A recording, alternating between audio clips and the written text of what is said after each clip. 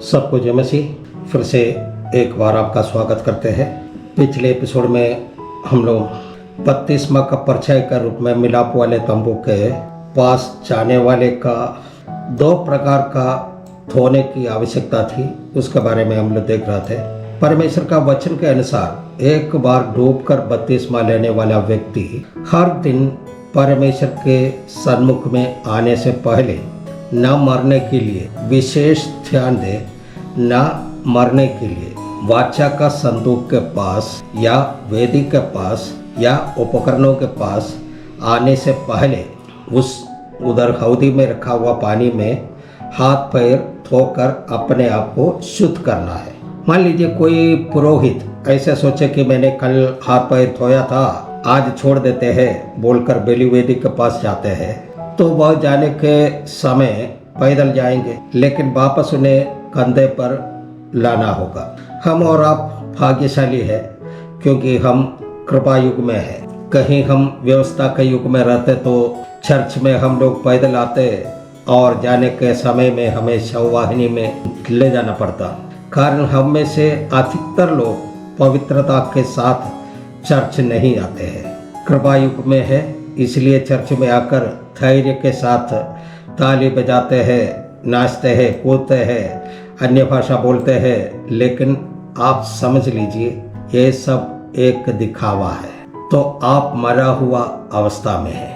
एक वचन को हम लोग पढ़ते हैं रोमियों की किताब का 6 अध्याय और उसका 11वां वचन। ऐसे ही तुम भी अपने आप को पाप के लिए तो मरा, परंतु परमेश्वर के लिए मसीह यीशु में जीवित समझो। इसमें क्या समझना है? हम पाप के संबंध में मरा हुआ है, परंतु परमेश्वर के लिए मसीह यीशु में जीवित है। जीवित कैसे रहेगा? रोज वचन रूपी पानी में अपने आप को धोकर शुद्ध करके जीवित रहना है। पिछले महीने हम समझ लिया था कि और अपने आप को धो लिया, ऐसे नहीं, रोज यही समझना है कि हम आज मसीह में जीवित है। इसलिए आज भी हमको वचन से धोना है। वचन रूपी पानी में रोज बपतिस्मा लेना है। हाथ पैर धोने का मतलब है आपका चाल चलन और आपका प्रवृत्ति दोनों को शुद्ध करना है। निर्गमन का 30 अध्याय 20 वचन में लिखा है, वो हमने पढ़ा था, नहीं तो मृत्यु निश्चित है। ये स्पष्ट रूप से लिख दिया है। इसलिए एक बार बपतिस्मा लेने का समय पानी में डूबकर बपतिस्मा लेना है और आगे का जीवन में भी बपतिस्मा का उपदेश के अनुसार वचन रूपी पानी में रोज शुद्ध करते हुए जीवन बिताना है। ये रोज करने से क्या लाभ है?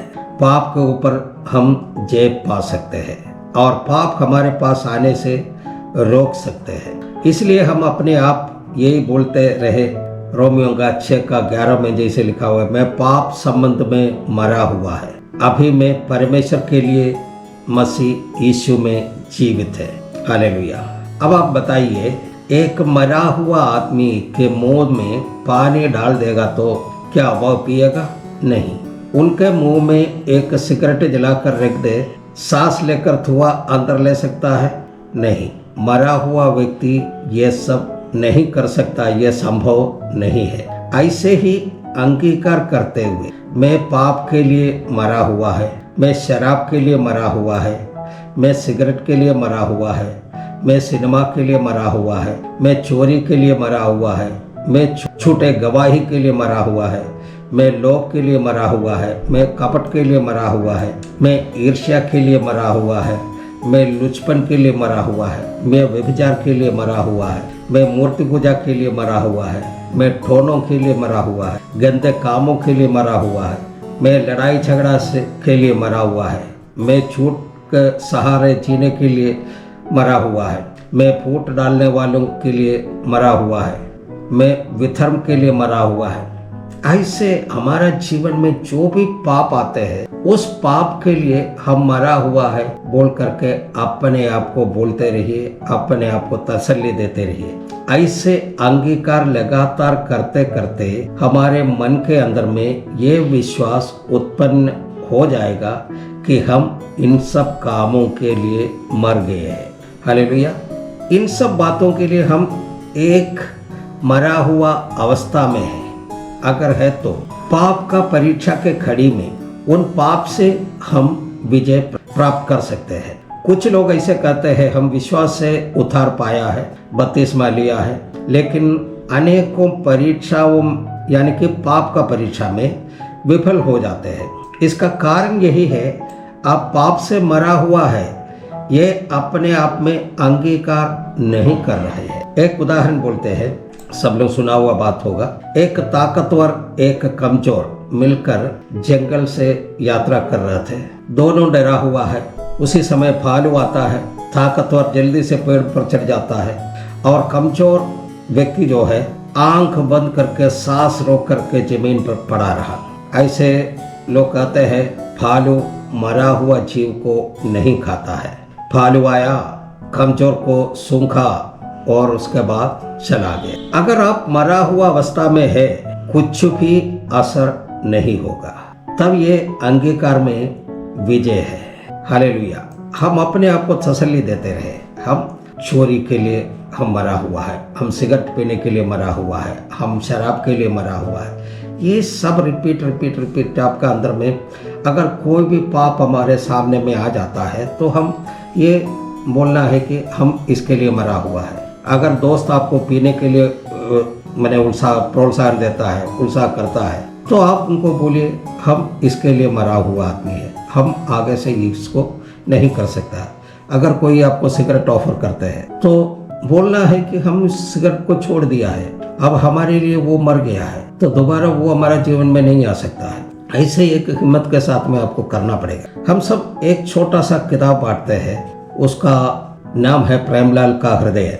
कुछ लोग देखा होगा, उसमें कुछ चित्र है। पाप से कठोर हुआ हृदय, मसीह अंदर में आने का समय का हृदय, मसीह अंदर आने के बाद पाप में पड़ने वाला हृदय, एक एक सताव, एक एक पाप के लिए हुए हृदय के चारों ओर आके खड़ा है। अवसर मिलने के समय में वो अंदर आने के लिए कोशिश करते रहते हैं। ठीक वैसे ही है, मन फिराकर बपतिस्मा लिया हुआ परमेश्वर के संतान के अंदर में भी पाप प्रवेश करने के लिए, यानी पहले हमने त्यागा हुआ उस पाप को प्रवेश कराने के लिए अवसर को देखते हुए शैतान हमारा बगल में खड़ा है। उस समय आप अपने मुंह से अंगीकार करना है कि मैं उस पाप के लिए मरा हुआ व्यक्ति हूँ, मैं मरा हुआ हूँ, मैं मरा हुआ हूँ, मैं मरा हुआ हूँ। तब आप पवित्र जीवन बिता सकते हैं, जय का जीवन बिता सकते हैं। ये अंगीकार के बिना हम बपतिस्मा लिया हुआ है बोल कर सीना तान कर चलते हैं, तब ये नहीं जान पाएंगे कि कब हमारे अंदर में पाप घुस गया। बाहर से देखने से गीत गाते हैं, ताली बजाते हैं, प्रार्थना करते हैं, अन्य भाषा बोलते हैं, सब कुछ करते हैं, लेकिन अंदर झांक कर देखने से मालूम हो जाएगा कि पाप से भरा हुआ अवस्था में है। ये आपको जांचना है। इसलिए रोजमर्रा का जीवन में ये उपदेश का प्रयोग करते हुए रहना है। अक्षरार्थ में परमेश्वर के वचन के आधार पर पानी में डूबकर बपतिस्मा लेना है। उम्मीद करता हूँ कि आप ये बात समझ गए होगा। और नामधारी मसीह लोग और भी लोग पूछने वाला एक सवाल है, उद्धार विश्वास के द्वारा या कर्म के द्वारा? परंपरागत कलीसिया उठाने वाला एक सवाल है। उनका कहना यह है कि पेंटेकोस्टल वाले क्यों ये सिखाता है कि उद्धार कर्म से नहीं विश्वास से है। अगर ऐसा है तो बपतिस्मा जो कर्म है उसे करते हैं। उद्धार कैसे मिलेगा? विश्वास के मार्ग से जो कर्म करेंगे तब उद्धार मिलता है। उद्धार यानी कि विश्वास के साथ कर्म का मार्ग, केवल विश्वास नहीं बल्कि विश्वास के साथ जो कर्म के मार्ग, वही है उद्धार। इसलिए बपतिस्मा जो विश्वास के साथ कर्म है, यह मनुष्य का जीवन के लिए एक अनिवार्य बात है। एक और सवाल ये लोग करते हैं, बपतिस्मा लिया हुआ लोग जेवर यानी कि ऑर्नामेंट्स जो श्रृंगार का सामान है खोलना या नहीं, जेवर पहन सकता है कि नहीं, ये एक बहुत बड़ी विषय है। उसको थोड़ा सा हम लोग देखेंगे। ये अलग से एक विषय पढ़ाने का जरूरत है, लेकिन हम इसके साथ में कुछ बातों को आपको बोलते हैं। गहनों से प्यार ये अभी का जमाने का बात नहीं है। हम परंपरागत कलीसियाओं को छोड़ देते हैं। पेंटेकोस्टल कलीसियाओं में भी उद्धार पाया हुआ लोग, बपतिस्मा लिया हुआ लोग, अभिषेक पाया हुआ लोग अभी भी गहना पहनता है। हम बहुतों के देख सकते हैं। हालेलुया। पेंटेकोस्टल कलीसियाओं में कुछ ऐसे विभाग है, वह ऐसा उपदेश देते हैं कि बपतिस्मा लेने के बाद भी गहना पहन सकता है। कोई ऐसा भी उपदेश देता है कि बपतिस्मा लेने के बाद थोड़ा बहुत गहना पहन सकता है, लेकिन ज़्यादा नहीं होना चाहिए, क्योंकि ज़्यादा पहनना पाप है। सोना तो सोना ही है, ज़्यादा पहने या कम पहने बात तो बराबर ही है।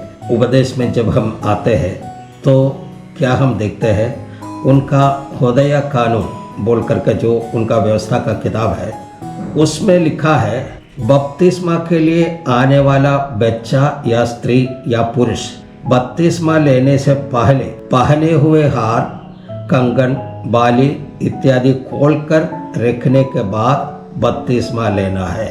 किताब में साफ रीति से लिखा है। कुछ लोग इसका गलत मतलब निकालता है और बपतिस्मा के समय गहना खोल देते हैं और बपतिस्मा के बाद पहन लेते हैं। उसके लिए उनका सभा अध्यक्ष भी मना नहीं करते हैं, बल्कि साथ देते हैं। हालेलुया। बपतिस्मा लिया हुआ व्यक्ति, एक स्त्री या पुरुष बपतिस्मा होने के बाद मसीह यीशु को पहन लेते हैं। मसीह यीशु को पहनने हुए व्यक्ति को और कुछ बाहरी अलंकार या भौतिक अलंकार का जरूरत नहीं है। हालेलुया। अभी यहाँ पर समाप्त करते हैं। अगले एपिसोड में फिर मिलेंगे। तब तक के लिए सबको जय मसीह। धन्यवाद।